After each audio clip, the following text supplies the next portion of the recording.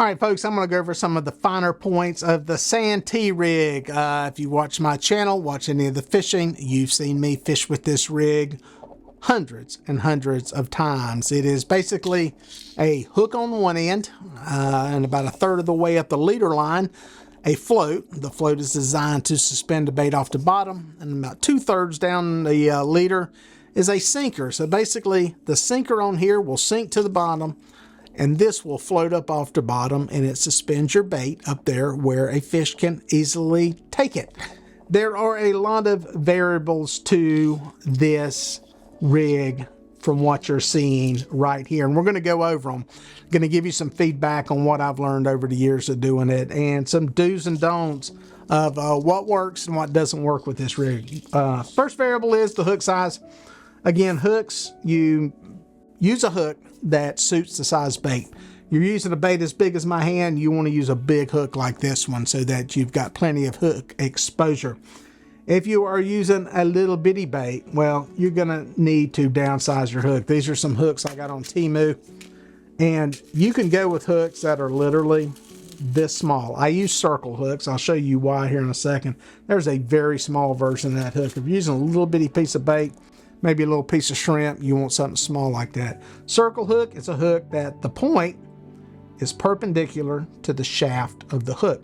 A regular hook, any other type of J hook, this point does not bend like that. It goes straight up and down. That is the difference. And these are all octopus hooks. You see this eye here? Those are all bent. That is what makes it an octopus hook. So, depending on what size bait you're using, will determine what size hook you're going to use. If you're putting a little bitty minnow or small live bait onto a hook, you don't want to use this big giant thing because it'll drag it to the bottom. You want something smaller. So again, match your hook to your bait, not to the size fish that you are dreaming about catching. The next variable is on this end, and that's going to be the swivel combination that you put on here. This one has 2 barrel swivels. I'm gonna get it untwisted here so you can get a good look at it. And it's basically a barrel swivel here, a barrel swivel here, and a snap. A snap is how you attach the weight. Now this is a little fancier, higher end version here. This is what I use, just a plain snap swivel. It's just a regular swivel with a snap on it without this additional barrel. This, if you got the money to do it, you can get these things. These are a little bit cheaper and more readily available. You can pick these up at any Walmart. But this is the end that actually sinks to the bottom. It's got all these swivels on it so that you can help eliminate some line twists.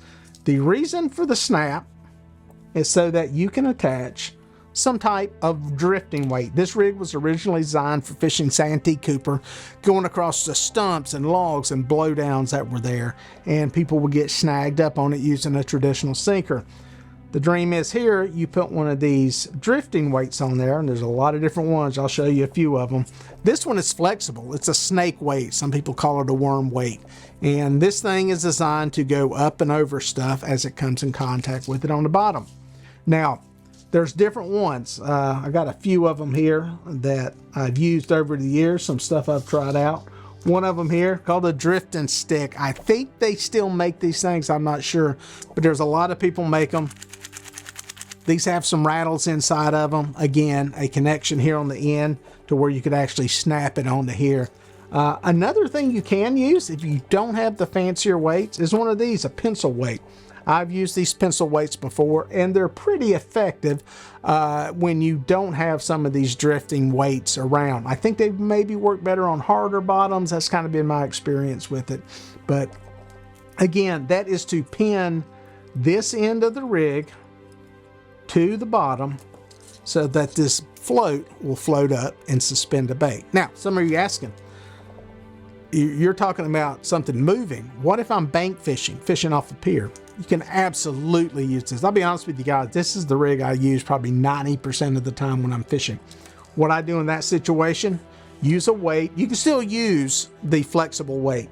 The flexible weights will work fine. The only problem is they're a little bit whippy when you cast them, kind of flying through the air. So I'd go with something like this on there, possibly something like this here. You can get these no-roll bank sinkers. These things are flat. with these eyes on them, different weights that you can use.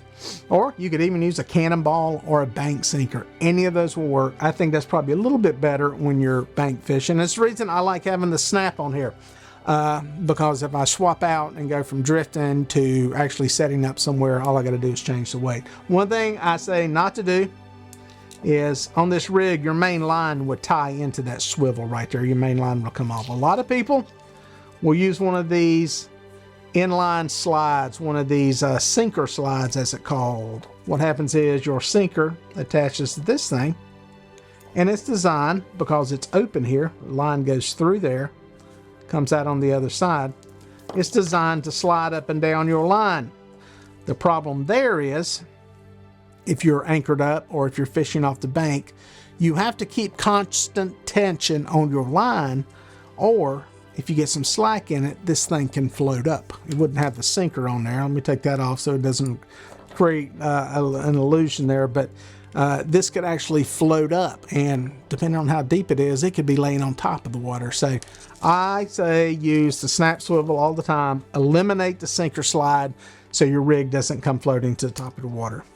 So the big variable is going to be these floats. These floats work great. They worked for decades on Santee Cooper.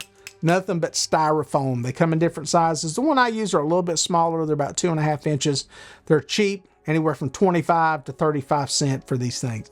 The one limitation on these is that it'll only hold up a certain size bait. If you got a big, huge bait, it may not hold it up. In that case, you may have to go with something that's a little bit bigger like this. This oval shaped float will hold a heavier bait. So if you're using super huge baits, use this. The way to test it is put your bait on, and when you go to cast it, let your bait drop into the water. Plunk, it drops into the water, and it should sink until the float gets to the top. And the float should be on top of the water. Keep your sinker up out of the water. You still got this up here, line slack. If your bait is too big and your float is not big enough, it will pull it under. Your bait will pull the float under. In that case, you would need to go with something a bit heavier. So another variable on these is, a lot of people that became popular a few years ago was using these, the rattles. This one is a Demon Dragon brand. This is one of the first popular ones to come out. These replace the float. A lot of people believe that the rattling helps catch fish. We'll talk about that here in a second, but it's basically a Zara spook. Any of you guys that do any bass fishing will know what those things are. It's a floating lure you pull across the top of the water. That's actually where the treble hook's attached right here. These are the actual blanks that those things are built on. Treble hooks went here and here. Your line tied in here, and you would reel it in, twisting it across the top of the water. Walking the dog, as many of you know. They come in some different sizes. This is one from Hooker's Terminal Tackle that they make, a little more affordable version. Got some rattling to it. And this one here is a homemade one. I introduced people to these things many years ago. You can buy these things 100 at a time. They're clear. It's designed for bass anglers that wanted to paint them themselves. It comes with the loops here. You would add treble hooks, or in this case, you can put it onto your line and use it as a rattle. This one's been painted, a little magic marker there to color some of that in. One thing you can see here is there's 3 different sizes. The same thing applies that applied to the styrofoam floats.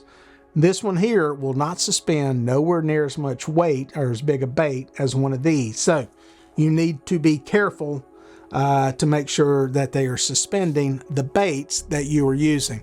Now, the question: do these rattling floats catch more than the styrofoam floats? Well, if you go back and look at some of my older videos that were done in 2017, 18, somewhere in there, I tested this on over 300 fish. We did a side-by-side where we fished 3 of the styrofoam floats on one side of the boat, 3 of these on the other side of the boat over the course of 300 fish. And this was all using the same baits each day. And, you know, obviously over time, you eliminate some of the variables in there. In the end, 300 fish later, Some days were better than others for styrofoam. Some days were better than others for the rattling floats. In the end, 300 fish later, which one was better? Barely the styrofoam float. 51% of the fish were caught on the styrofoam. 49 were caught on this here. So it shows you 51% to 49%. It's virtually the same. So I say all that to say they work. They will catch fish. And some days they seem to work better than others. When those days were, I had no way of predicting, couldn't figure out any correlation as to why. So if you've got the money to do it, then go ahead and do it. Bottom line is these things are probably 5, 6, 7 times as much as one of these. These things are several dollars a piece, where that there is probably 35 cents. So if you got the money, you want to try it, go ahead.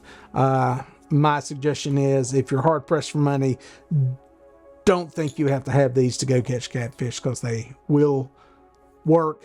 These will work fine. So something to think about. Like I said, a lot of variables and all this stuff, but I wanted to go over some of the finer points. Obviously, I got videos on how to tie this rig. I'll put you a link to that so you can check that out. But some of the different stuff about the rig, I just wanted to go over because a lot of people like to use it, myself included. You'll see it in almost all the videos. So hopefully that helped you catch a few more fish.